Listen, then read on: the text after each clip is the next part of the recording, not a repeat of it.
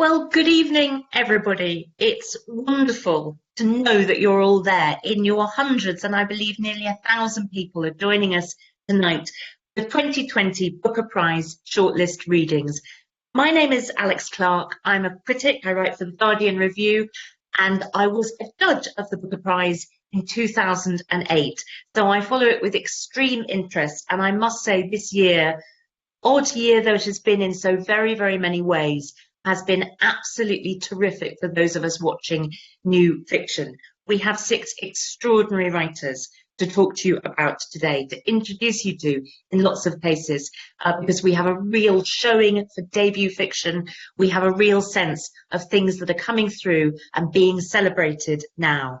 I'm just delighted to speak to these writers, and I won't keep you very much longer. I'm just going to tell you what's going to happen, which is that for the next hour or so, I'm going to be speaking to each of the shortlisted writers in turn.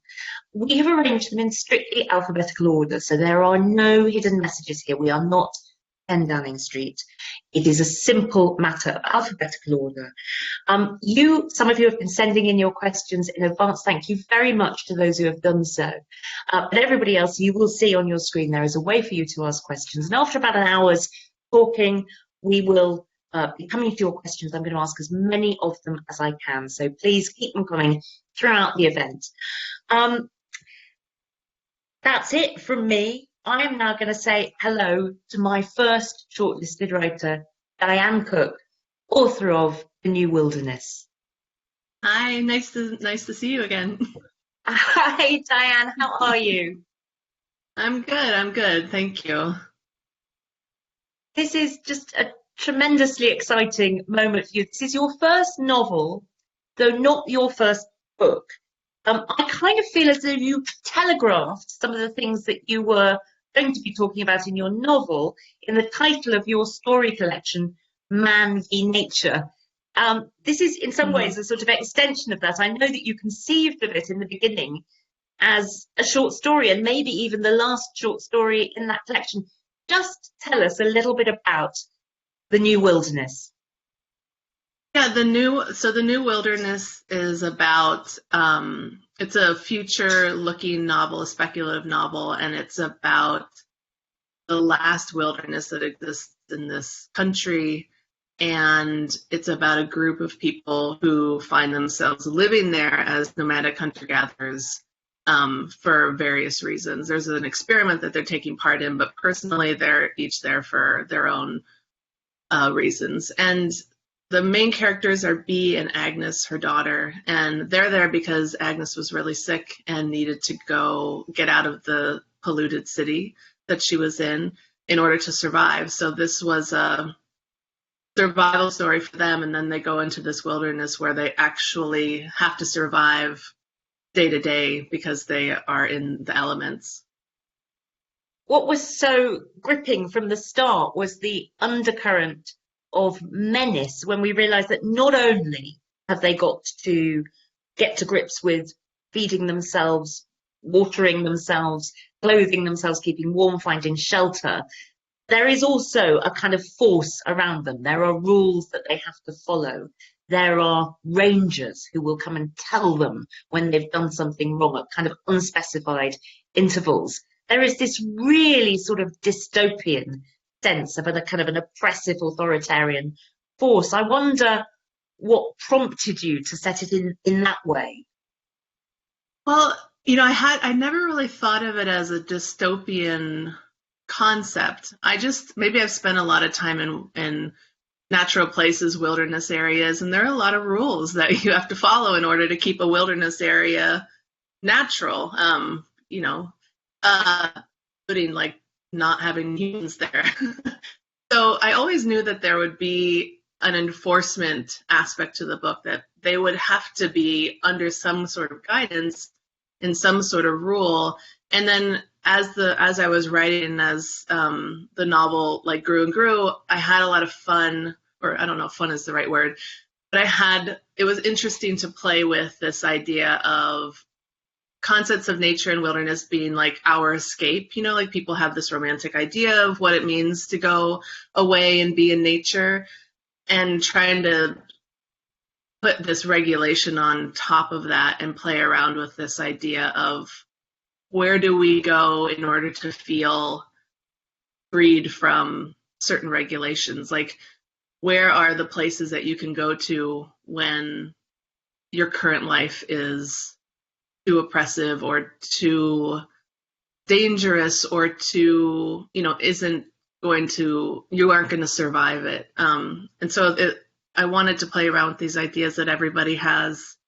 You have to give up something in order to get something else. And you have to give up some of your freedom in order to live in the wilderness. Would you read us a little bit from the book now? Yes, I'm just going to read from the very beginning. The baby emerged from B the color of a bruise. B burned the cord somewhere between them and uncoiled it from the girl's slight neck. And though she knew it was useless, swept her daughter up into her hands, tapped on her soft chest, and blew a few shallow breaths into her slimy mouth. Around her the singular song of crickets expanded. Bee's skin prickled from heat. Sweat dried on her back and face. The sun had crested and would, more quickly than seems right, fall again. From where Bee knelt she saw their valley, its secret grasses and sage. In the distance were lonely buttes and closer mud mounds that looked like cairns marking the way somewhere. The caldera stood sharp and white on the horizon. Bee dug into the hard earth with a stick, then a stone, then hollowed and smoothed it with her hands. She scooped the placenta into it, and then the girl. The hole was shallow, and her baby's belly jutted from it. Wet from birth, the little body held on to coarse sand, and tiny golden buds brittled from their stems from the heat of the sun. She sprinkled more dust onto the baby's forehead, pulled from her deer hide bag several wilted green leaves, and laid them over the girl. The baby was a misshapen mound of plant green, rust-red blood, a dull violet map of veins under wet tissue skin. And now the animals who had sensed it were converging. In the sky, a cyclone of buzzards lowered as if to check on the progress, then uplifted on a thermal. She heard the soft tread of coyotes. They wove through the bloomy sage. A mother and 3 skinny kits appeared under jaggedly thrown shade. He heard whines ease from their impassive yawns. They would wait. Up there. Diane, thank you so much. Obviously, you start with that very high impact, deeply traumatic event. But B essentially has to get up from that moment, go and rejoin her group, go and look after her daughter. We read an awful lot about motherhood in this book. Motherhood is one of its core themes alongside the things that you've already described. Can you tell us a little bit about how that took shape as you were beginning to envisage the book? How that took shape, the ideas of motherhood? Yes, what you wanted to explore. Yeah. I just wanted mothers to be able to be humans in a book. I wanted them to be fully formed people with their own secret desires and their own resentments. Bee in the book makes the ultimate sacrifice. She leaves everything she's ever known. The most extreme version of that. She leaves civilization in order to save her daughter's life.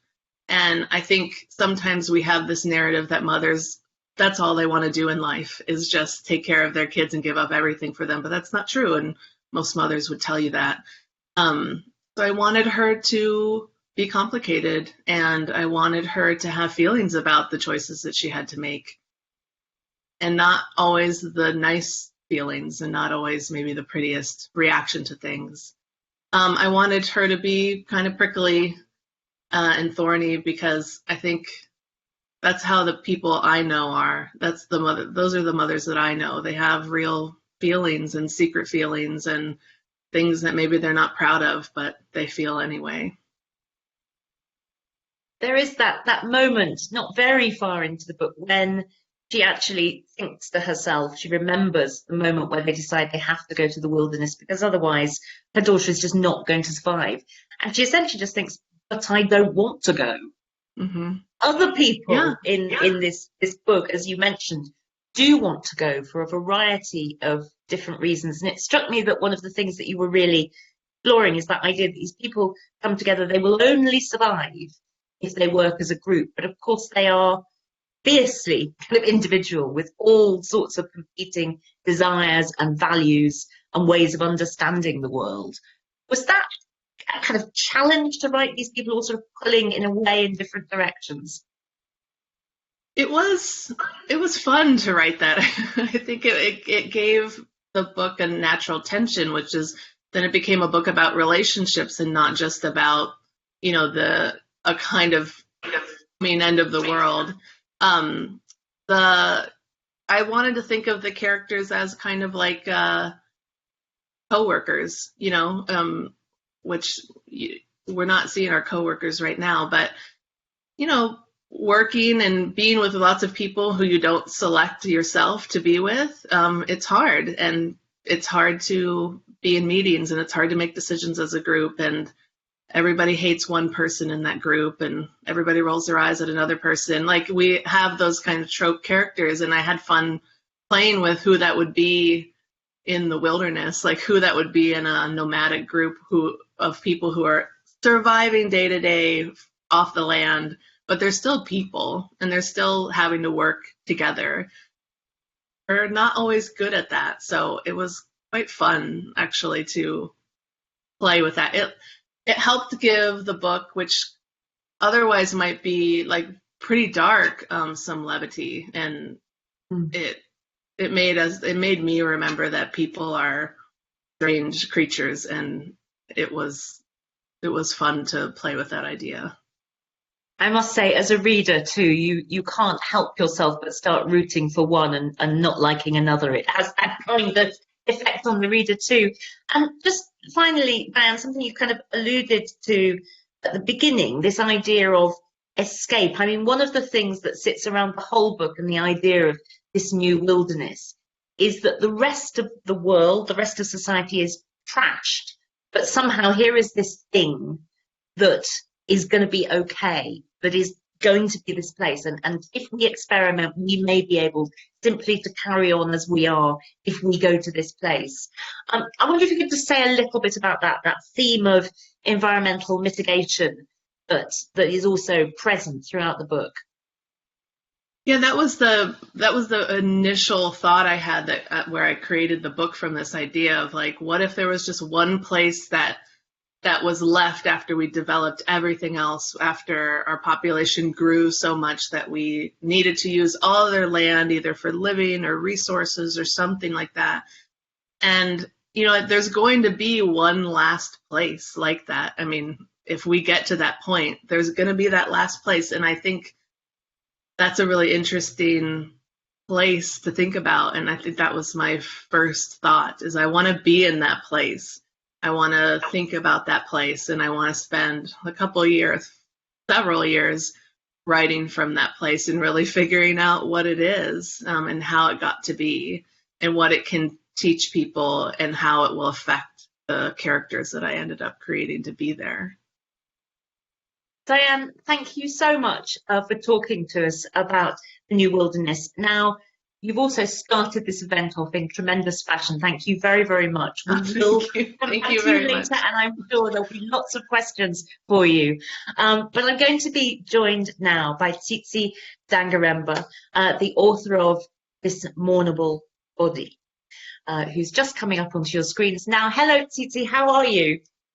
Hello, I'm fine, thank you. How are you? I'm very well, very delighted to be speaking to you about a novel which is the culmination of a very, very long period of working. I mean, This Mournable Body is the last installment of a trilogy that came to us over 30 years ago. Can you just tell us a little bit about it, about the project and about this book? Yes, the trilogy started off with Nervous Conditions, and the second volume was The Book of Knots, and then This Mournable Body. Nervous Conditions was written in the 1980s, and it is the story of an ordinary young Zimbabwean girl before independence, a young girl growing up in the 1960s, and She comes from a rural environment. Her family is completely impoverished, but there is one wealthy branch to the family, her uncle Babamkuru. So she manages to go to stay with her wealthy relatives and acquires an education through that. So she thinks her life is made and everything is going to be rosy. In the Book of Not, Tambuzai, which is her name, goes on to school at a convent, which is what they used to call a multiracial convent. But actually, multiracial was a misnomer because there were percentages of Black people who could be in those schools, and it was around 3% or so. So there were very few Black girls in the school. And so she encounters a lot of racism there. And the intention behind that novel was to explore that kind of society that we had in Zimbabwe before independence. And the Book of Not, the second volume, goes into the independence era and the early post-independence era.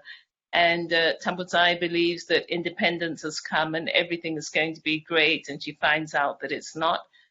And she gets a job but isn't able to keep it because she's a copywriter and her copy is plagiarized by the white men who still run the advertising agency. And so she leaves in a huff. And that's where it ends in the Book of Not. And I pick it up almost immediately in This Mournable Body. And she's now out of work. She's approaching middle age. She lives in a hostel, hasn't been able to acquire accommodation of her own, but it's a hostel for younger women, and so she's not wanted at the hostel. So this is how we meet Tambuzai in This Mournable Body. It's set in the 1990s, and it's at the time when the decline in Zimbabwe began.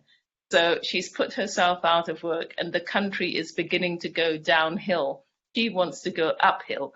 So it's just a recipe for disaster, and we follow her from one disaster to the next until she manages to find some way of bringing everything together.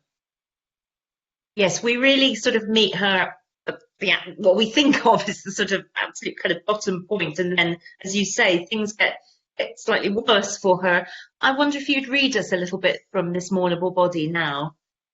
Yes, I'll read from a point where Tambuzai has left the hostel and she's found accommodation with a widow who has several lodgers. And one of the people in the house is the widow's the widow's niece, who has come to keep an eye on the widow. And there's been a fracas in the house because there's one man and he's an absolute womanizer and has all these women who bang on the doors asking for him, and one of them refused to go and stripped naked in the yard. So now the widow is a Christian, one of these born-again charismatic Christians that we have very many of and very different varieties of. And she does not behave in a very Christian way because she is very conservative. And a woman stripping on her lawn is not something that she can tolerate. Christine, her niece, is an ex-combatant and has seen much worse from the liberation struggle. She's seen much worse than people stripping naked on lawns. And so she has little patience with her aunt and wants to get away from the whole thing. Tambuzai decides to go to town to a disco with Christine and gets very drunk at the disco and picks a fight with one of the women who is there, pretending that she thinks it's her boss from the time when she was at the agency. And so the bouncers come in to try and manage the situation. So that's where I'm picking it up from. The men from the door surge onto the dance floor. They clamp the flesh of your upper arm in their fingers, asking which you prefer, calming down and being reasonable or being prohibited. They have, however, reckoned without Christine. Your companion plants her fists on her hips and informs the bouncers she is an independent struggle ex-combatant, Moscow trained, and she can see half a dozen others still in fighting form around the bar. Nor does it matter if some are not actually Soviet alumni, but were trained in China. They are all comrades and fighters. In spite of Christine's intervention, the bouncers keep holding onto your arm, saying they are hired to end things, that when out of control women start beginning their messes with peaceful dancers, that is what they are ending. So Christine tells them you are under control and heaves you up the stairs and out onto the street. You refuse to walk. Christine drags you away from the club. You shout more and more loudly for her to release you. When she doesn't, you scream that you will be damned if you ever go anywhere with her again. While you fling abuse at her, Christine maneuvers you to the nearest bus stop. She props you up on the termite-eaten bench, pushes a dollar note into your jeans pocket, and tells you to take the first combi traveling toward the Widows. Thank you so much. I mean, you show there what a powerful portrait the novel is of your protagonist's alienation, her sense of kind of her life falling apart, her behavior beginning to be erratic and difficult. But as you said, it's also the portrait of the country at a certain moment, and the politics of oppression, of gender and race, of post-colonial issues come into play, of capital. How did you weave all those things together? As you say, it's not an enormously long book, even if it's the end of a trilogy. It's a compact book in a way. Yes, Alex, it all just came together on its own because I had this character that I had begun writing about in the 1980s. And when I began writing about her, I just wanted to present a picture of feminine life in Zimbabwe, beginning with a young girl. I was very young when I wrote it. I was in my early 20s when I began writing the trilogy. And so I just wanted to present a picture that people could relate to. And with Nervous Conditions, the picture was quite hopeful. It was independence and things are going to go well. And so that's reflected in the book also. By the time I started writing the Book of Not many years later, because I'd gone to film school in between, things had changed and the country wasn't on a positive trajectory. So the Book of Not begins to reflect on that. And so coming to write this Mournable Body, this was a few years ago, and really Zimbabwe is in such a difficult, critical situation now. It was impossible not to engage with those things if I wanted to present a picture that had anything to say about where the country is. So really, the circumstances that Tambudzai is in are the circumstances that many Zimbabweans are in, just trying to eke out a living, feeling that we should be doing better. People said that Zimbabweans were so educated, they were so intelligent, they had such a good economy at independence. So everybody's kind of shocked at where we are now, and people are just trying to manage that situation. And that really is what I portrayed in the book. So these political aspects, they just come naturally because you have to engage with your environment, especially when the environment is so restricted as we have now.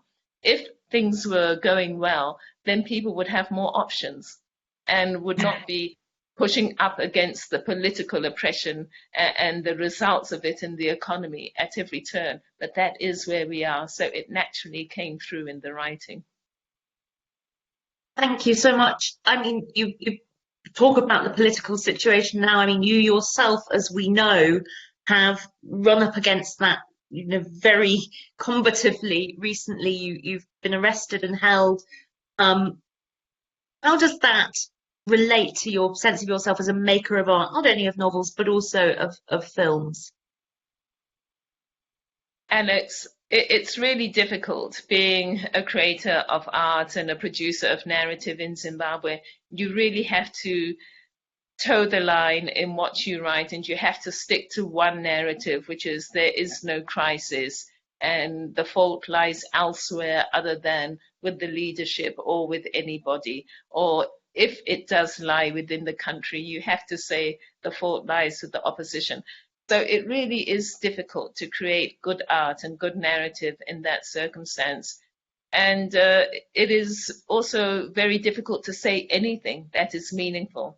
And as a writer, I found that I wasn't really able to work as much as I would like to. Also, as a filmmaker, because of those constraints where resources are channeled towards certain people and not other people, and opportunities also. And so I had so much time on my hands to reflect on what was going on that I began to be quite vocal on social media. And then when a small political party suggested that we have a demonstration against corruption, I just felt it was normal for me to go and join in. So it's been a natural trajectory. But of course, when one goes to a demonstration, you go with your placards, and the things that you have on the placard are not going to be the kinds of things that the authority wants to hear. And so I had a couple of placards asking for the release of two people who were in prison at that time, which was in July, on the 31st of July, the journalist Hope Ochingono and the politician who had called for the demonstration, Jacob Ngarivume. And I also spoke about our institutions, the fact that they are captured and we need them reformed so that we can have better lives. And this was very offensive to the government. And they had told us not to go and demonstrate. They had declared it illegal. But our constitution does give citizens the right to demonstrate. And so for me, that was adding insult to injury. Here I am, I'm living in this mess. I want to demonstrate. A politician has called for it. And then they say, don't go out to demonstrate. I mean, it just made me sure that I was going to go out. Most people did obey because the government can be quite vindictive if you don't do what they want. But I just felt that I had to follow through. Also, because I had been so vocal, I thought, well, if I back out now, that is really going to send a very negative message out there. So that's how I ended up being taken to prison for one night. And then, fortunately, there was such an outcry because this happened just after the Booker long listing. So my name was already in the press and in the media. I don't think the government was aware of that, and certainly the people who came to arrest me and indicated that I was standing in that place and directed the riot police to me didn't know. And so it really kind of backfired because it enabled the story to get out. As we speak, Hope Ochingono, the journalist, has been rearrested. I am still going to hearings. The next one is on the 24th of November, and I hope I will finally get a trial date, having been waiting for several months now. Thank you so much for sharing that with us and for talking to us about this mournable body. We're so delighted you were able to be here tonight. We'll come back to you when we come to questions, but thank you very much in the meantime. Thank you. And my next guest is Avni Doshi, author of Burnt Sugar, who's going to be joining me now. Hello, Avni. How are you? Hi, how are you? Hi, Alex. Thank you so much.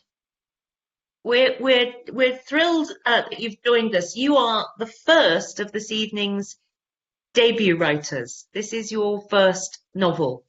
And I just want to ask you a little bit about it to set the scene of the novel, because much like the books that we've been talking about, it starts with a sort of great sense of trauma and upset, and again, the relationship between mother and daughter. Just tell us a little bit about Burnt Sugar.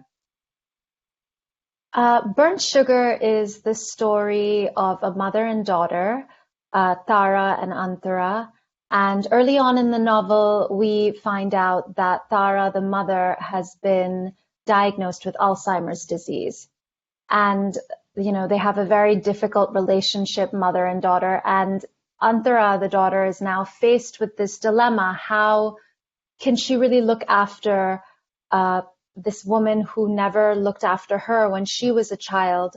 And we follow, you know, Antara's recollections of her childhood, where she went to live with her mother in an ashram, and her mother then kind of ships her off to boarding school. So it's in a way a story about how we can love people and at the same time perhaps not like them very much. So, it's about memory and motherhood, and various themes about love, but also it's in a lot of ways a story about revenge as well. It's very certainly a story about ambivalent feelings about motherhood and indeed daughterhood. I wonder if you'd read us a little bit now. Sure. The section I'm going to read is a moment when Anthara is discussing with her husband, the possibility that her mother might now be coming to live with them. So her husband is kind of digesting this information. I put my head back against the seat of the car and look out of the window. I told my mother to come and stay with us. Philip is about to nod, but he pauses. Stay with us or live with us? I look at him and my mouth opens. Stay with us. For a few nights, a week at the most. Philip sits against the seat and looks in front. Sure. We go over a few speed bumps that are close together before I say, I think eventually Ma has to live with us. Philip leans forward and makes the music louder so our driver can't hear. When?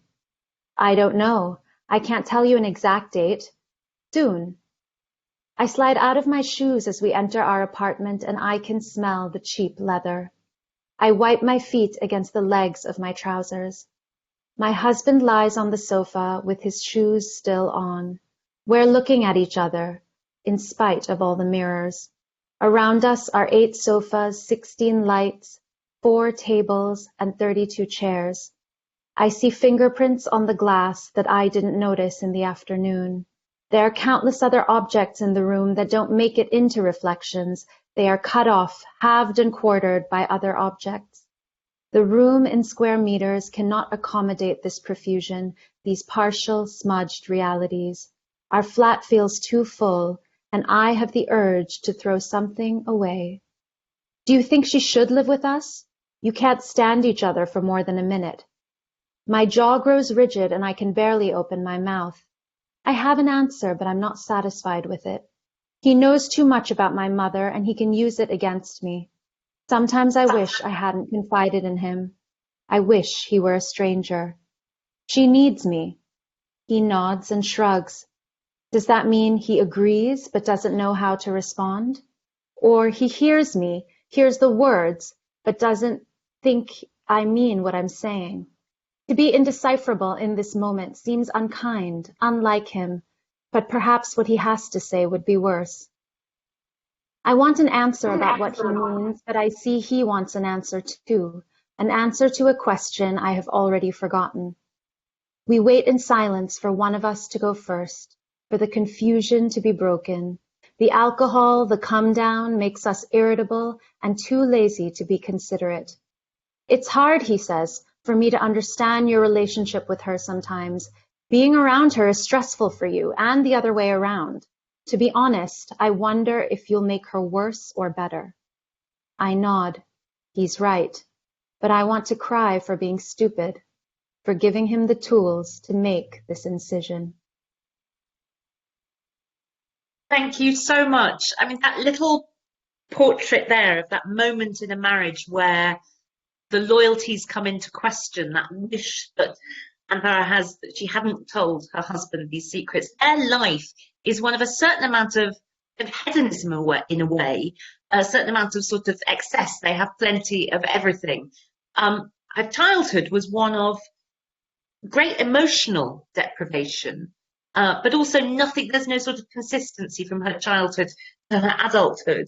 And I was really interested in the way that you explored that fracture and what that means to somebody who then grows up and can't reconcile the two parts of their life.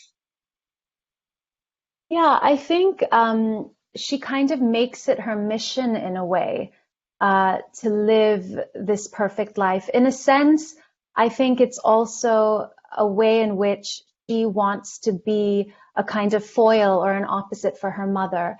You know, her mother, in a way, I understood her as a character, of course, but also as a kind of embodiment of desire.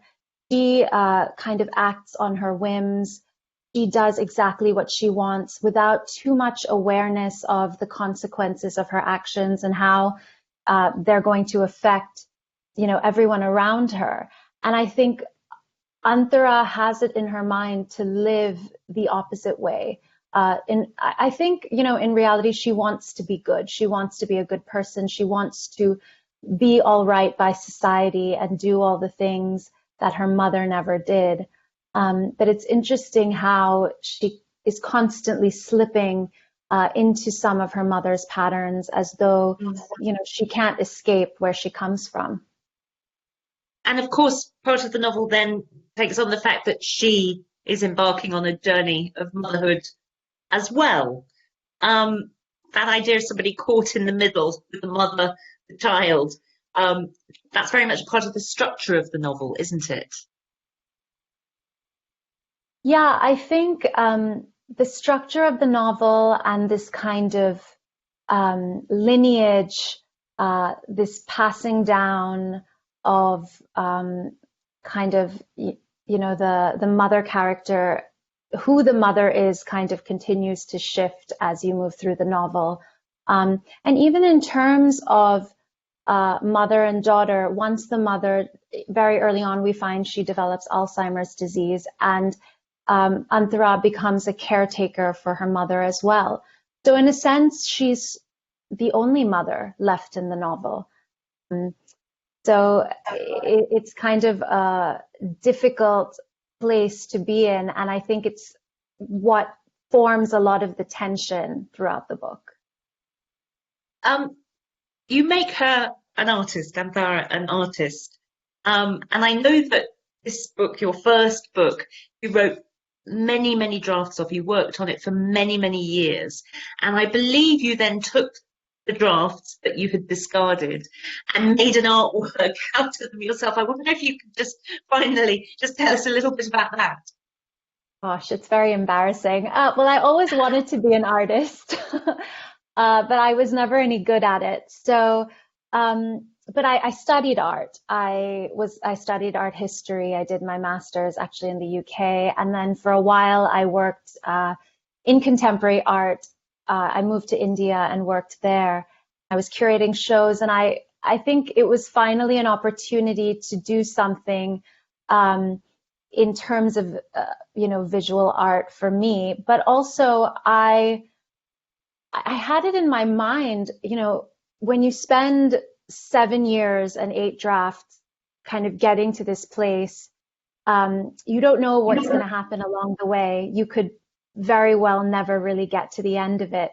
So I wanted by the end to kind of make this, I guess you can call it a kind of calendar, a kind of diary almost of my own failures. But now I look back at that work and I kind of see it as a learning process. All those manuscripts kind of in little cubby holes there as a kind of reminder of all the work that went in. Well, I don't think you should be embarrassed by having created a piece of art out of those drafts. I wouldn't want to go to my own waste paper basket, but it sounds like a very fruitful thing to have done. I hope one day we might even see a picture of it. Thank you so much, Avni, for joining us. We will come back to you in a short while. We're now halfway through talking to the writers, and just to remind you that submit your questions at any point during the event, and we'll answer as many of them as we possibly can. I'm going to be joined now by Mahsa Mengiste, author of The Shadow King. Hello, Mahsa, how are you? Hello, Alex. It's so good to see you. It's just wonderful that you're here and you're able to join us. I'm so excited to be able to talk to you about this book, which I first read quite some time ago and was really kind of wowed by it. It takes us right in to the war between Italy and Ethiopia starting in 1935. It was a period of history I knew very, very little about. I wanted to ask you about it through the lens of how the project started for you, because it really started very pictorially and visually, didn't it? Yes, thank you for asking about that. I had read a lot of documents about this war. I had read a lot of books. I had heard stories growing up, but I moved to Rome in order to do research for this. And it gradually dawned on me, talking to Italian descendants of soldiers who had been in East Africa during this time, that they had come home with their diaries, with their letters, with journals, with photographs. And those photographs were not censored by the fascists. Those were their own intimate accounts of what happened in that war. And I realized that this is where my book needs to start. And I left the libraries, left the archives, and started going into flea markets, made friends with many vendors, annoyed several more in these small towns across Italy, and really made it my mission to try to gather as much of these photographs and albums as I could. And it was from there that really the story began, because I was looking at things that I think they never intended someone like me to see, because I understood not only what their side might have been, but I was looking at the subjects as my own people, as my own family, and then beginning to tell a story also from that perspective. There is a picture that you include at the end of the book, which was the picture that in your mind became your sort of central protagonist. There's a lot of characters in the book. Absolutely. The girl, the orphan girl that we follow from the very beginning. I wonder if you'd read a bit of the book for us and just introduce us to some more of its world. Yes, I will. And I will just jump in from this. The story goes, on the day the great Kidane mobilized his men, a lone figure rose up from her bed to heed his call to fight. They say the sight of those men gathered around her beloved husband pulled Aster back from her untended sorrows and carried her from the bedroom to the veranda to stand at her husband's side, clothed for war in his cape and lion's mane headdress. But Aster does not rise from her bed and walk to her husband while dressed in his clothes. She does not take her husband's hand and pledge her allegiance. She does not ask to be forgiven for her unfettered grief and anger. She does not swear to die at his feet if he should fall defending their country. She does not, in fact, touch her womb and declare more sons for Kidane's army. No, Aster stands up from her bed, dressed in black, and makes her way to her husband's office. She moves, uncaped and unapologetic, out of the land of the aggrieved, because she remembers what he does not, that this is her late son's birthday. The Aster of those famous songs will come later, but even then she will be a legend molded by her own devices.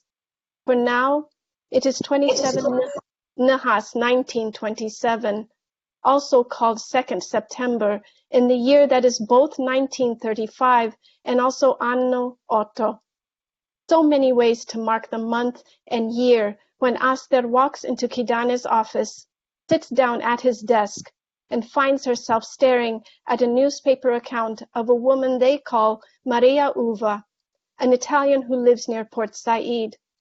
While her husband draws himself into the circle of men and begins to speak to them of his father's feats, Aster is leaning to get a better look at the picture of this Faranj woman who is shouting while waving a flag like a declaration of war.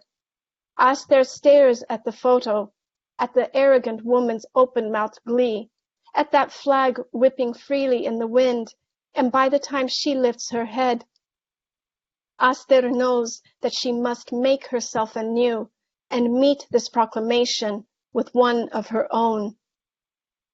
But it is also the 4th day of the steamer Cleopatra's week-long journey to Massawa.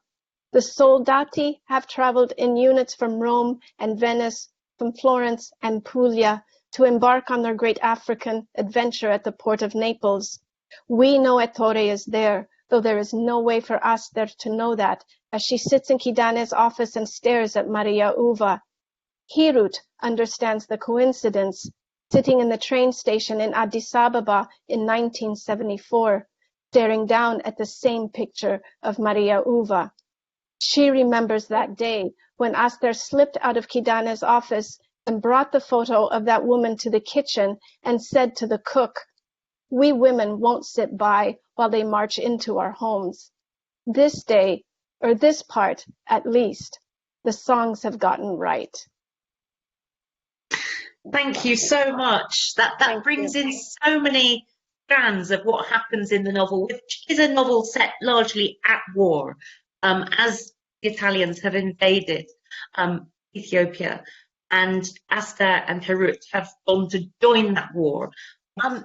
I think in many ways what you've wanted to do, if I've got this right, is to say, look, our understanding of war is men's stories, but there are all these women who have stories, different conceptions of war, different experiences of it. Is that a fair way to understand the book? I mean, that is absolutely. The minute I made the decision to center women in a story about war, it completely revolutionized for me the way that this book could go. And I wanted to, once I did that, I began to understand that masculinity and a sense of manhood is often based on aggression. And war is, in fact, maybe the highest form of aggression. What happens when a man is fighting in a battle next to a woman? What does his definition of manhood, what does it say to him? What happens to his sense of who he is? You know, and when men in war often define themselves in how they take territory, but also what they do to the women of the enemy. And so women are both trophy and land to be conquered. And within camps and also across the battlefield, that happens. The fight for women is not only for territory, but they're soldiers against an enemy on the other side, but they're soldiers protecting their own bodies at night in the camps. And I know that you have spoken and written about this, you explore it in the book, but the idea that actually Italian soldiers, part of the reason that they joined up, part of the way they were enticed to join fascist forces and to invade, was that here with these Ethiopian women, essentially, you know, they will be your trophies, do with them what you will. Absolutely. Mussolini knew what he was doing. He sent cameras into war. He was bringing photographs back before the war started, using photographs of women in various states of undress as recruitment for soldiers. And those soldiers came. It was their African adventure. They had no idea really what war entailed. And just finally, Marza, I know this also has a real connection with your own family and your great-grandmother in particular, that you sort of, you know, evolved, your knowledge of that kind of evolved side by side with writing about it. You know, Alex, I knew the story of the men in my family. I had grown up with that. That's what inspired this book. But it wasn't until I was on a last-minute research trip with I went to Ethiopia. I held off submitting the book, the final draft, until I went. I wanted to do research on some of the battle sites. Went with my mother on a 10-day road trip with my cousin, who's a tour guide. And I thought that my mother would drive me crazy on this trip, but we were actually talking the entire time about this history, about the sites, about the women, about my research. We come back to Addis Ababa 10 days later, exhausted, and we're eating dinner. I'm telling her about a photograph I found of a woman soldier, and very casually she says to me, "Well, what about your great-grandmother?" And I thought, like, you have heard me talking about this for how many years? We've been on the road for 10 days together, and this is the first time that you say this. And she said to me, "You never asked."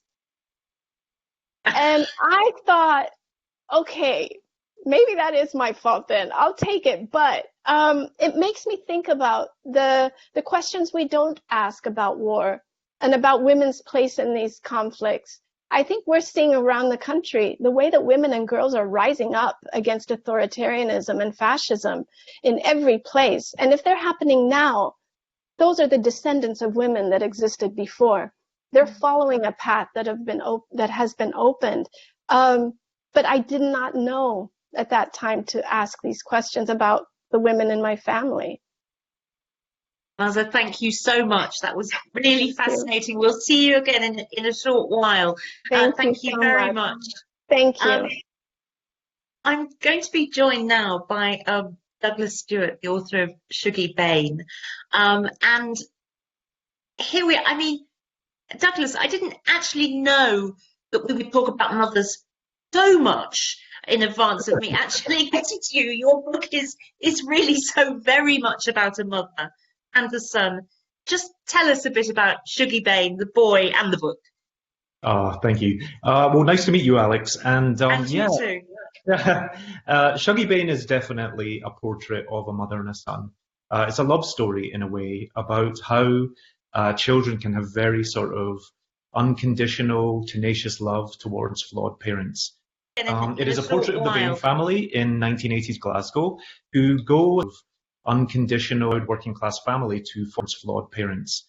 It is a portrait of the Bain benefits scheme, Glasgow, who go mother at the heart of the book, and she is a beautiful flawed parents in a very sort of benefits scheme mother, but she is slowly flawed parents into alcoholism. Her life, she's chafing at the smallness of her life and all the things that she wants, and she has very many sort of small dreams. She wants to leave the council house she lives in with her mother and father, her husband, and their 3 children. She wants a front door of her own. She wants to be able to buy clothes for her children without putting them on layaway or tick. But she's seen by a lot of people around her as being almost too much, but she's never too much. It's just the world is not enough for her. After she is sort of kind of abandoned by her husband in a North Lanarkshire coal mining town, she begins to really sort of accelerate her descent into addiction. It is really a sort of portrait of her 3 children, how far they go to sort of save their mother from herself. But it is her youngest son, Shuggie, who stays by his mother's side the longest. Now, Shuggie is also dealing with his own sort of feelings of belonging and otherness, because the community around him see him as being very sort of effeminate and fey, a little precocious, and they just sort of deem him as being no right, is what they call him. And so it's really about sort of this mother and her son and how they just sort of go through this isolation, clinging to each other, and really what sort of happens to them there. Will you read us a bit, please? I definitely will. This actually comes from the beginning of the book, and it's when Agnes is having a really fun card night with her friends in the Sighthill Towers, which was a public housing or a housing scheme in the centre of Glasgow that's since been torn down. But she's sort of looking around at her friends who she loves, and starting to feel that life is not turning out as she wanted it, expected it to have done. The women cackled before breaking their concentration on the cards. It was sweaty and close in the front room. Agnes watched her mammy, little Lizzie, carefully studying her hand, flanked by the bulk of Nan Flanagan on one side and Weenie Sweeney on the other. The women sat thigh to thigh and towed at the last scraps of a fish supper. They were moving coins and folding cards with greasy fingers. Anne-Marie Easton, the youngest amongst them, was concentrating on rolling mean-looking cigarettes of loose tobacco on her skirt. The women spilt their housekeeping money on the low tea table and were pushing 5 and 10 pence bets back and forward. It bored Agnes. There was a time before baggy cardigans and skinny husbands that she'd led them all up the dancing. As girls, they had clung to one another like a string of pearls and sang at the top of their voices all the way down Sucky Hall Street. They had been underage, but Agnes, sure of herself even at 15, knew she would get them in. The doorman always saw her gleaming at the back of the line and beckoned her forward, and she pulled the other girls behind her like a chain gang.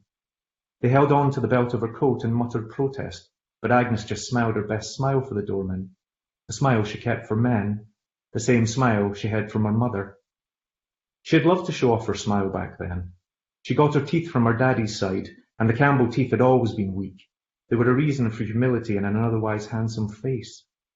Her own adult teeth had come in small and crooked, and even when they were new, they'd never been white because of the smoking and her mammy's strong tea.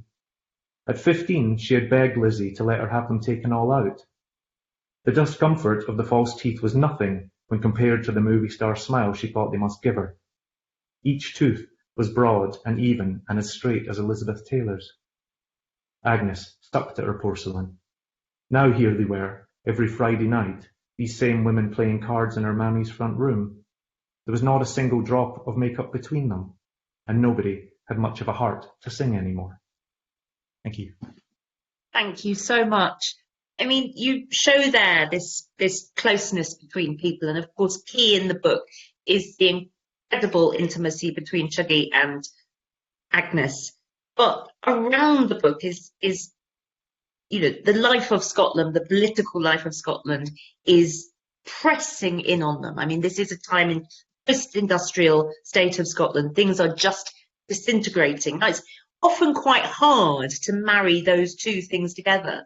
But it struck me that, of course, this is a very personal book. It is a very political book too, isn't it? Yes, it is. And I never set out to write a political book. I only set out to write a very intimate story, an intimate love story, like you say. But I think if you set something in Glasgow in the 1980s, which was such a tumultuous time with unemployment, with sort of just a poverty of hope, really. A lot of people didn't see their way out, a lot of sort of failed housing schemes and housing developments, and also just families coming apart, then it can't help but be a political book. And Glasgow really is one of the main characters in the novel. The novel sort of spans from different parts of the city and looks at it as almost a panorama. But as a writer and as a reader, I'd always loved sort of Glaswegian literature and West of Scotland books, but they seem to always centre men, heterosexual men, at the centre of the narrative. And as myself, as a queer son of a single mother, I never actually knew or I was sort of isolated from the masculine side of Glasgow. My entire world as a boy was sort of my mother and also all my mother's friends, my aunts, my grandmother. And so I wanted to write a book that sort of focused and looked at women and a queer child at the sort of the heart of this very masculine city. I don't know what it feels like to you now, but when you started writing this book, as I understand it, it was sort of almost by accident. It started kind of coming out almost in fits and starts. You'd moved away from Scotland, you worked in the fashion industry. Your life was kind of very, very different and on a very positive trajectory. But then this book it sounds as though it almost insisted on being written. Yeah, I think it definitely insisted on being written. You know, it wasn't actually ever by accident. It was just I wouldn't allow myself to admit the intent I had. Because I think if I admitted the intent that I was sitting down to write a book, I would have sort of psyched myself out and felt, who the hell are you to write this book?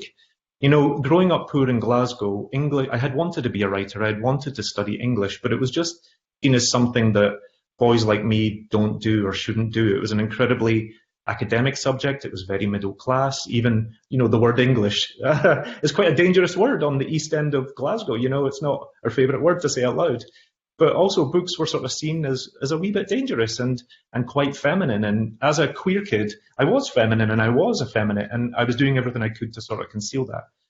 And so when I sat down to write Shuggie about 10 years ago, before it even was Shuggie, I just wouldn't allow myself to imagine I was doing it. I just wanted to do it for the love of writing the book and for sort of spending time with the city I love to make sense of my childhood. You know, I think when you grow up as a child of, as someone who suffers with addiction, it's all about having no control.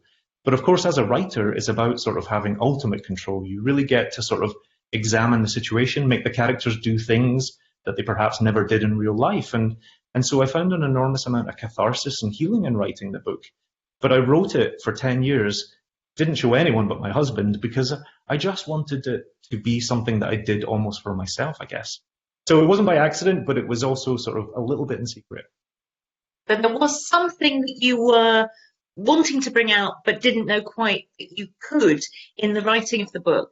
Has it then shocked you, the response to it? Because it has been really overwhelming. I mean, it is an exceptionally tender and moving book, as well as, you know, it packs a punch. But have you been surprised by the response it's had? I've been floored by the response it had. it's having. I think the thing that's been most surprising to me is I thought I'd written a very specific book, and I had written it for the Glaswegian gays, or for my own gays, or for, for my family, for working class communities. And so I hadn't expected it necessarily to be able to resonate with people in America, or people in Australia, or people around the world. But the truth is, a mother and son story could happen anywhere. But also, there's so many people, I think, that struggle with poverty or with addiction or with sort of these things in their communities. So it's quite a global thing in a way. And actually, I thought I'd written a book that was almost historical in looking at 1980s Glasgow. But then, of course, last week we see kids be denied hot school lunches. And there's one chapter that takes place that sort of focuses entirely on this in Shuggie. And so a lot of the social problems that are in the book are still happening today. We don't always talk about them. Douglas, thank you so much. I'm going to come back to you very, very soon. Thank you so much for joining us. I now have my final writer of the night. It's Brandon Taylor with his novel Real Life. Brandon, thank you so much for joining us.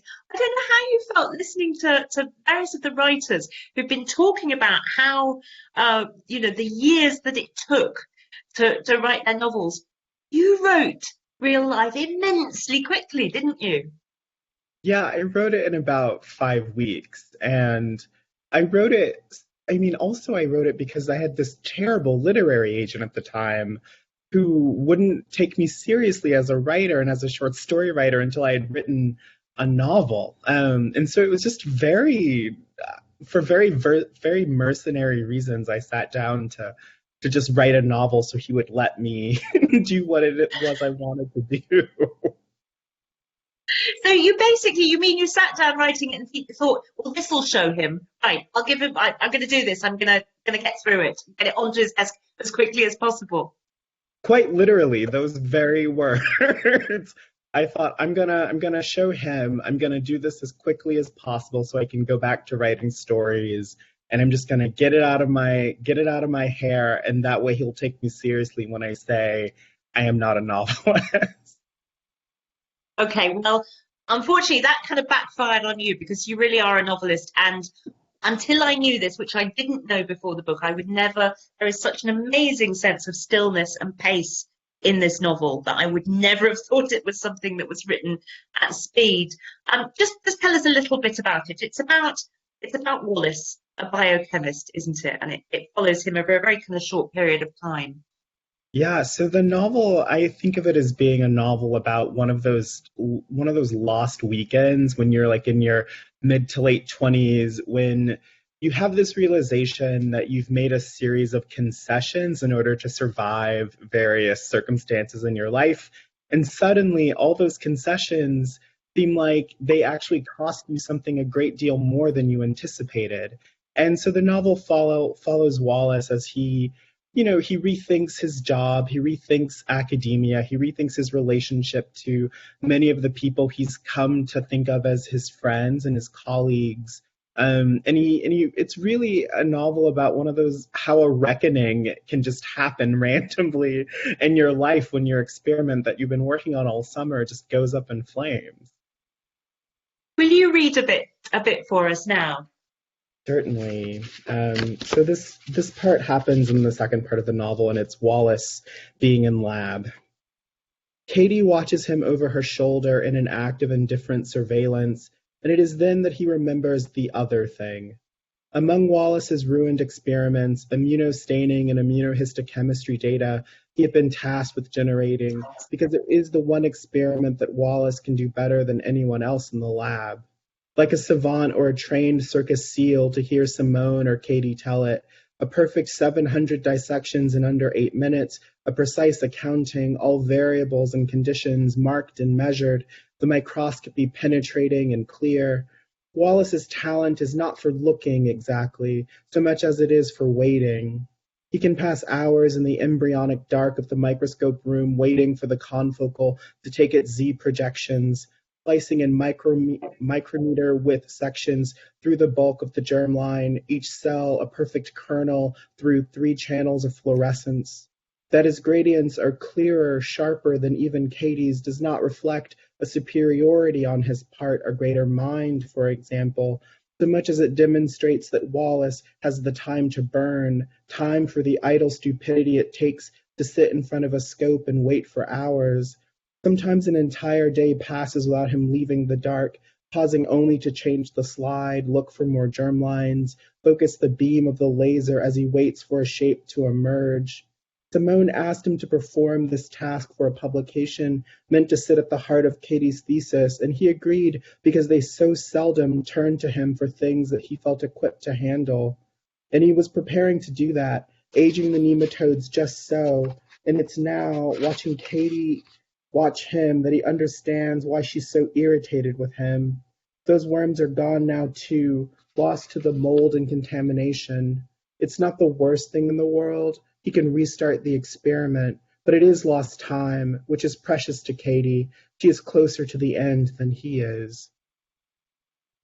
Thank you so much. I'm just going to have to kind of immediately bring up the issue of the science. I started reading this book, and it won't surprise you to know, somebody who spends a lot of their life reading novels, science I'm not great at. I wasn't great at school, and I never have been.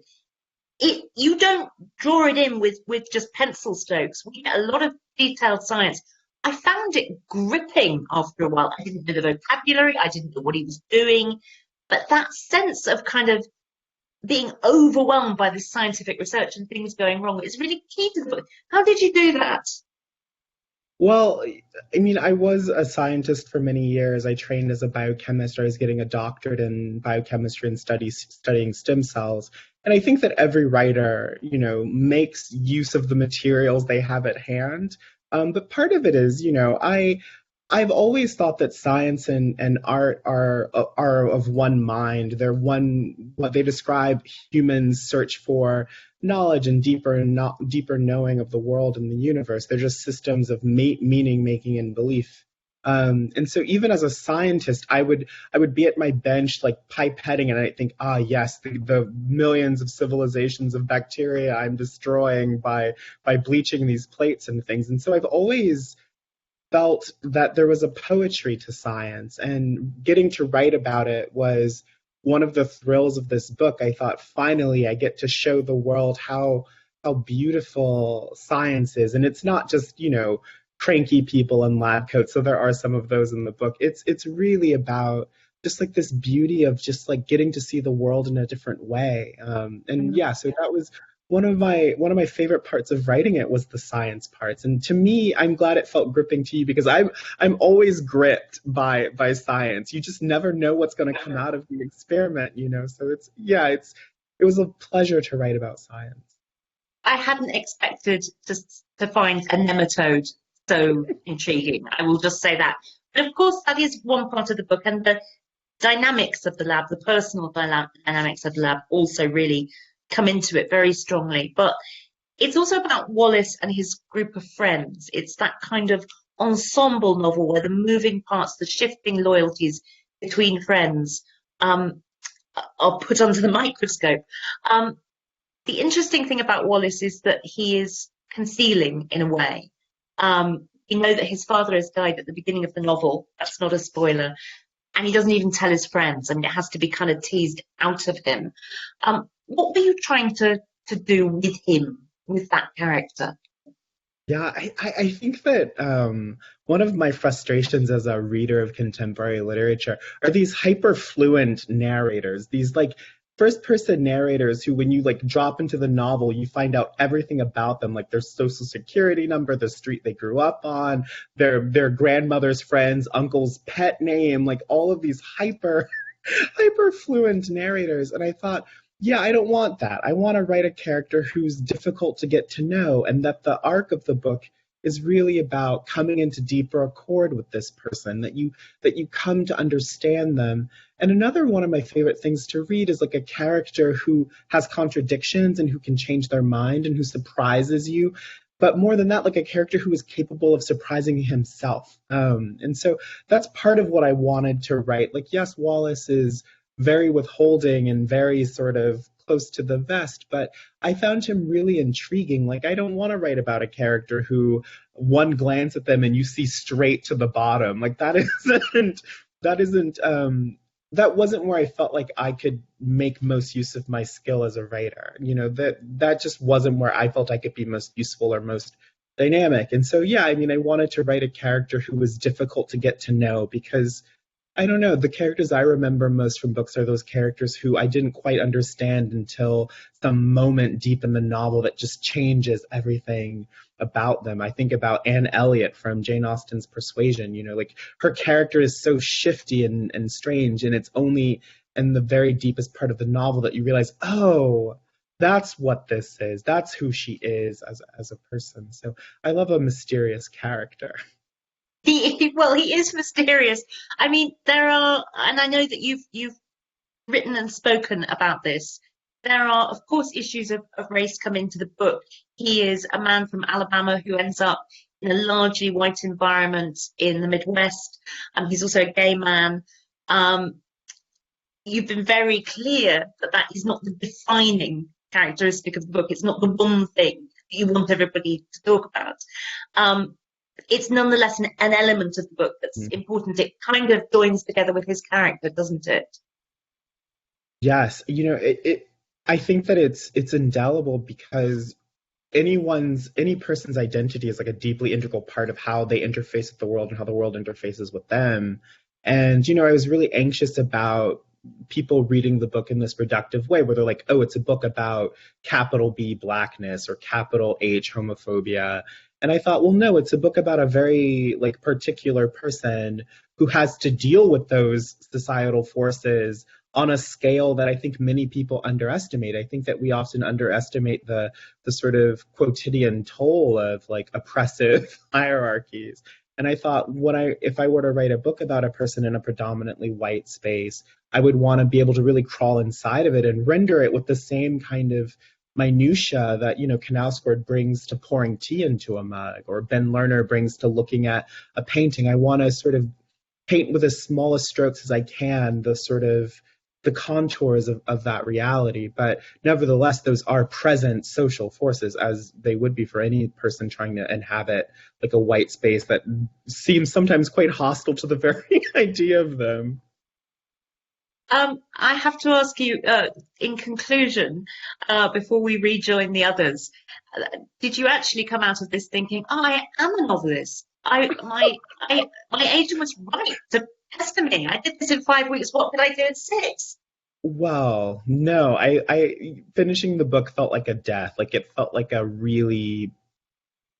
was a really intense period of my life because I had used up a whole lifetime's worth of material on one thing, and I thought I will never write again. And what I did after that was promptly write 3 short story collections. So I pivoted to the story in a big way. But now I do think in some ways he was correct. I can write a novel, and I love the novel as a form, and maybe I just had to be coerced into trying it. But it was a difficult come down after writing the book because it took so much just to do it. Yes, you described it as, I think, why would anybody write a novel? It's what did you say? It's a sustained exercise in being miserable. Yes, it's like a sustained exercise, and it's like burning down your life to see what parts of it are flammable. It really required this extraordinary. I mean, for the 5 weeks sounds like not very much time, but I was working 15 hours a day in a lab, and all I did was wake up, go to lab, and work on this book. I had no friends. I didn't eat. I didn't sleep. I really had to live inside of the book, and it was like of course you sort of burn up on reentry like anyone would. Okay, well, thankfully you survived. You're here. I made it. Thank you so much. I'm glad you took the 5 weeks, even though they were hellish. Thank you so much, Brandon Taylor. I've spoken to everyone now, and it's time for you, admittedly, to speak through me. I'm sorry about that. We are doing an online event, so I have your questions coming up on the side there. But we did get some in advance, and I'm just going to, because you were so good, people who submitted in advance, you were very organised. I can't ignore your questions. So I am going to ask a question to you all. Welcome back, everybody. I'm going to ask a question that Graham Fulcher sent in, and he says, how important do you all feel that the titles were, and how did you pick them? And he says, for example, that he knows that Burnt Sugar was retitled in India. And Shuggie Bain could have been called Agnes Bain. Just tell us a little bit about your titles, if you would. Shall I point at someone? I'm going to point at Avni because I mentioned her first, I think. Okay. Yeah, the novel was called Girl in White Cotton in India, and that was actually the title that I began with the first draft, which was 7 drafts ago. But when I finally sold the novel in the UK, my editor said that, you know, the image of white cotton in India has a lot of different kind of connotations. One of them is grief. The other one is asceticism, and we decided that it wouldn't have the same variations of meaning in the context of, you know, the UK and the US. And so we looked at other titles that we found interesting, and we came up with Burnt Sugar. Mm. Thank you. Shuggie, could it have been Agnes? I think it definitely could have been Agnes, except it couldn't have been. But it made me think, Agnes Bain would have made me think of Agnes Grey, which was obviously already such a book. And I like the difficulty of Shuggie. I like the fact that not many people know what it means, and when they hear it, they have to sort of discover it. And at the end of the day, when I was writing the book as well, I thought the glimmer of hope in the book is so sort of slim towards the end and what everyone goes through. And in many ways, children are always the hopes of their parents. And no matter what happens to the parent, you want the child to go on and have a better life. And so that's why I decided to call it after Shuggie and not Agnes. Now, you may all give your opinions. You don't have to. But who would like to talk a bit about their title? Oh, I will. Yes. So my book is Mournable Body, and that was taken from an essay by a writer called Teju Cole. And he wrote in 2015 after a massacre in Kenya where hundreds of students were killed at a university in a city called Garissa. And that was just a few months after the Charlie Hebdo massacre in Paris. And he was comparing the global outcry around Charlie Hebdo and around Garissa. And his idea was that some bodies are more mournable than others. So I was really just making a point that even a body like Tambudzai, who gets drunk and behaves in such a terrible way, is still mournable. Thank you.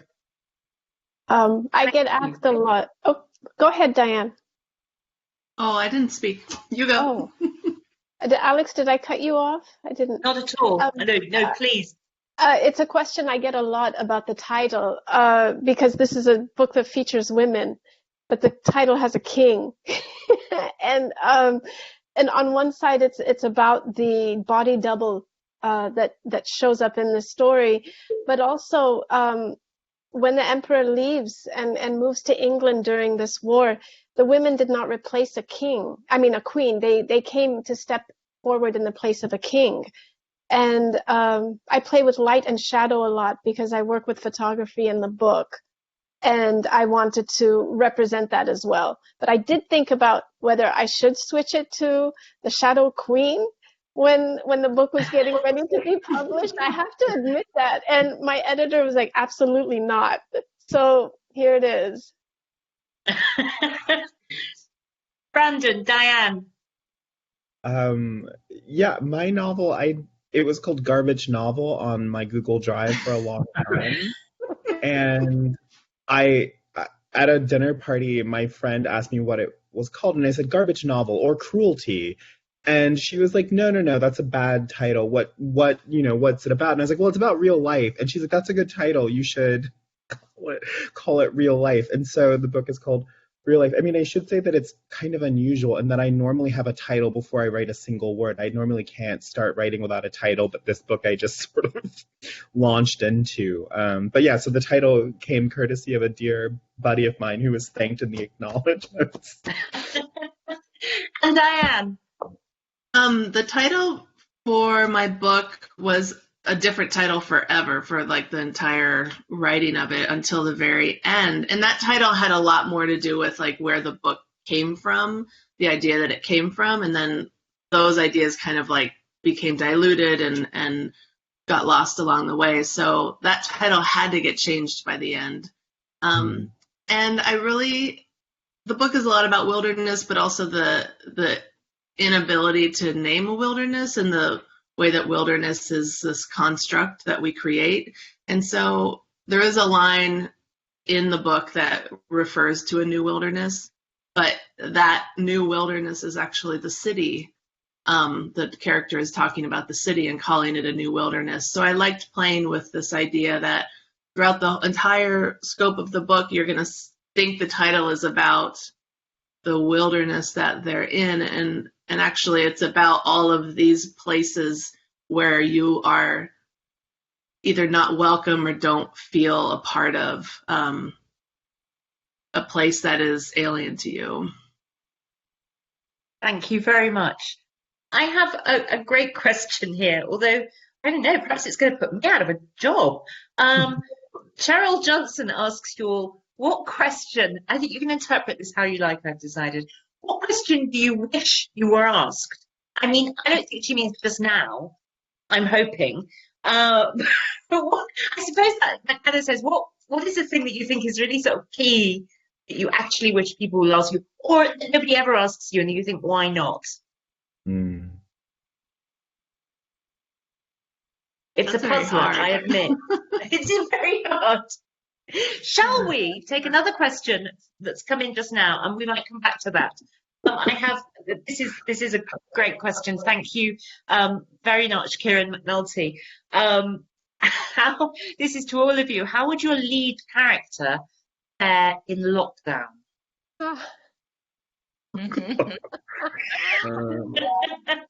My character would probably drink herself to death. It depends on what part of the novel. If it's the beginning, she would definitely drink herself to death. She ends up in a different situation with another job. So if it were at the end, then she would probably start writing some project proposals or something like that. Thank you. I think Shuggy would love lockdown. I think all he wants in the world is to be locked at home with his mother and just to be sort of in her universe at all times. I think Agnes would have a tough time. I think any house would have a difficult time containing Agnes. Yes. Yes. And actually, Douglas, I have an Agnes too in my book, and I think that she would also have trouble being contained because she's the spirit or the free spirit that grows up in the wilderness. I think her mom B would enjoy lockdown for a while, and then she would feel incredibly trapped by it. Yeah. Now, I think I was thinking about, I think because I have so many characters, but I know that I know that Aster and Kidane would probably be fighting every day of lockdown. She might try to kill him by the end of this. The cook would probably refuse to cook at this point and have her own mutiny. I don't think anyone would really get along very well.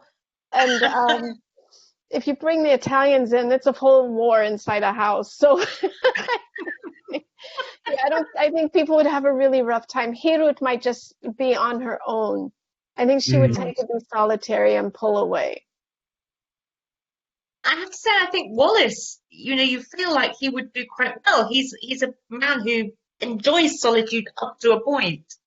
Yeah, no, Wallace would do great. I mean, it would be the first time in many moons that he even that he didn't have to go to lab and that he was just free to sort of be. I think he would find some things out about himself. Maybe some things that he needs to find out. A lot of time for personal maintenance, I think, for Wallace. I must say, I think Anthara and Tara would also be quite sort of different. Yeah, I think Anthara would do, I think the narrator in my novel really well if she were kind of in isolation by herself, but being stuck anywhere with anyone in her family or even her husband for that matter, she might, it might get violent.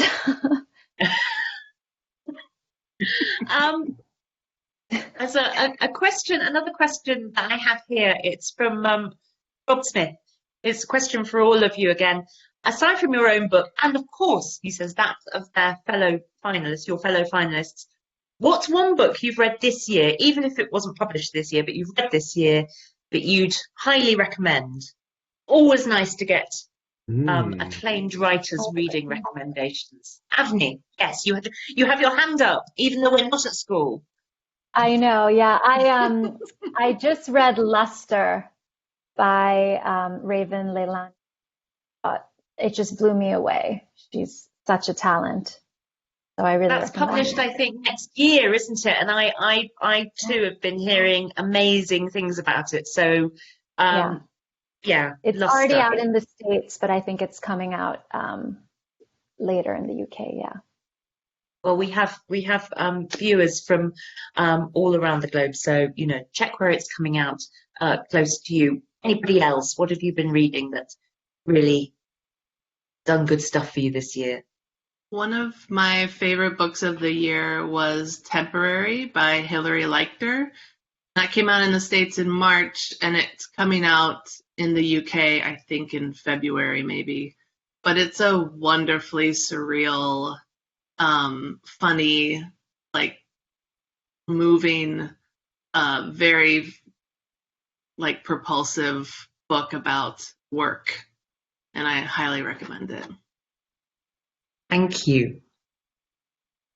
I just want to put in a quick plug for Brian Washington's Memorial. I read that book in galley form back in the spring when I was having a very difficult time reading or being in my body, and it was the first book I'd read. It felt like giving my brain a cool bath when it had heat rash. It was just so soothing. He has a really great style. It's about this gay couple. One of them goes to Japan to be with his dying father, and one of them is stuck in Houston with the boyfriend's mother, and they have to figure out this curious new intimacy. And it's just a book that you just dip into, and it just sets you right. It's a really good read. Thank you. Who else would like to recommend a book? I also love the Brian Washington book, but a book that I can't stop thinking about is Elaine Feeney's As You Were. She's an Irish writer, and I think it was published in the UK this year. But it's essentially about a woman, a mother, who is dying and doesn't tell her family, will not tell her family she's dying, and is taken onto a hospital ward. And when she's on the hospital ward, she makes these very unlikely friendships with two other Irish women. And you almost feel as a reader, you're seeing a glimpse into a world, certainly as a man, that you're not often allowed to see. But it's just written with such cracking humor and in that Irish sort of dialect. It's a really remarkable book because it's incredibly brave, and it puts an awful lot of sadness next to an awful lot of tenderness and hope. And I absolutely loved it. Thank you. Yeah. Maza. I would, a book that I've been talking about is called Afterlives by Abdul Razak Gurna, a writer from what is now Tanzania. And it's a story set during the German colonialism era in East Africa. But I don't know, from that first sentence, it begins very quietly. And somehow, at some point, within a page or two, I found that I had just fallen into the story. He's masterful in this. And it's really a story of just human beings choosing to love and survive in this period. And everything on that page is about love. It's amazing. I don't know how he does it, but I felt like I was in the presence of a master when I was reading that. Wow, this is like a whole new reading list is emerging. I've only just finished reading your books, guys. Tsitsi, what have you been enjoying? Reading nonfiction, trying to make sense of what's going on in Zimbabwe. And so the book that really spoke to me is Basabjit Banerjee's Undoing the Revolution. And it's a comparison of peasant rebellions in different countries, including Zimbabwe, also India and Mexico. And it's not like reading, but it really sort of teased out a lot of the issues for me. And the kind of background that I needed. So if anyone's interested in that kind of thing, I would really recommend it. Thank you very much. Listen, we only have a couple of minutes left, and I am not going to leave Cheryl Johnson. I'm just not going to leave her stranded there, having promised to come back to her with this great question. What do you wish you'd been asked? I've now expanded this into anything. It could be, it could be anything. It could be, you know, I wish I'd asked if I'd like a new BMW if you want. Go for it, guys. Who's going to start us off? What, Alex, sorry to interrupt, but one thing I really wish people would ask me is, like your novel, This Mournable Body. No one's asked me that yet. I really don't know why, but it's a question that I would really like to speak to one of these days. Okay, we're going to put that on the list, because of course I haven't actually given you time to ask and answer your questions. So I think I'm setting up our kind of part 2 for this. Brandon. Oh, I think that I with my novel, I expected to be asked more about the choices to change point of view and tense more in the book. Like, I thought that would be like a much bigger issue for readers, but no, they just all accepted it. And so I felt a little cheated because I spent all this time like coming up with all these great technical defenses, and I read all this theory about it. But no, it turns out people are just, no, yeah, cool, you did that, I guess. Yeah, and it's me going, tell me about the worms. I want to know more about the worms. I wish more people asked about the worms too, actually. Worms and technique would be nice. Diane, what about you? Well, I'm going to cheat a little bit and say people have asked me this year about reading a book in the pandemic and how that's felt. And I think my answers I haven't really known how to answer that question, but I just want to say this event has been so nice because I get to meet all of you, and normally in a normal world, I think we'll be together on a stage perhaps, and we get drinks afterwards or whatever. And so it's like, it's been very strange, and there's like maybe a little bit of loss in putting a book out right now and not having that opportunity, especially with something like the Booker. But this kind of event and getting to be talking to like 700 people and getting to see all of you and still getting to meet all of you in some way, at least virtually, is very nice. I like it a lot. So thanks. I loved hearing all of you talk about your books. Thank you, Diane. Maza. Oh my God. You know, I've been thinking, I've been knocking out questions like, no, that's not it. That's not it. So I think no one has asked me what music I was listening to as I wrote the book. There we go. Okay. Now I've got to ask. What's the answer? What is the answer? Oh God, I wasn't ready for that. Okay. You may have to communicate that in future. Yes. Okay. Yeah, but there was music. And Douglas. It's funny, I get asked a lot about what happened to Shuggie and Leek after the book ends and what happened in their lives. No one ever asked me what happened to Catherine. And so I always feel really bad about this sister in the family where I've written this character, invested in her, and then everybody's like, see you later. And so, you know. Yeah, okay. Well, that's going to have to be at least the subject of a short story, perhaps. Yeah, and exactly. Avni, what about you, finally? I'm going to cheat a little also. I will tell you the question. I am happy never to be asked again. I would be really happy never to answer the question, is this story about you, is this autobiographical, ever again? I'm sure. Okay. Well, good. We've managed to get through an evening without doing that, so I'm pleased. Listen, I'm so sorry that we have to say goodbye now. And I wish, just taking up Diane's theme there of the fact that we might, in another life, have all gone backstage, I wish my final question had been, would you like red or white, or would you prefer a beer? I wish that had been my final question. I'm so sorry that's not the case. On the other hand, it's been absolutely fantastic to meet you all here. Thank you so much. We wish you the very, very best of luck, all of you. It has been an absolute pleasure, a privilege, an education to read all your books.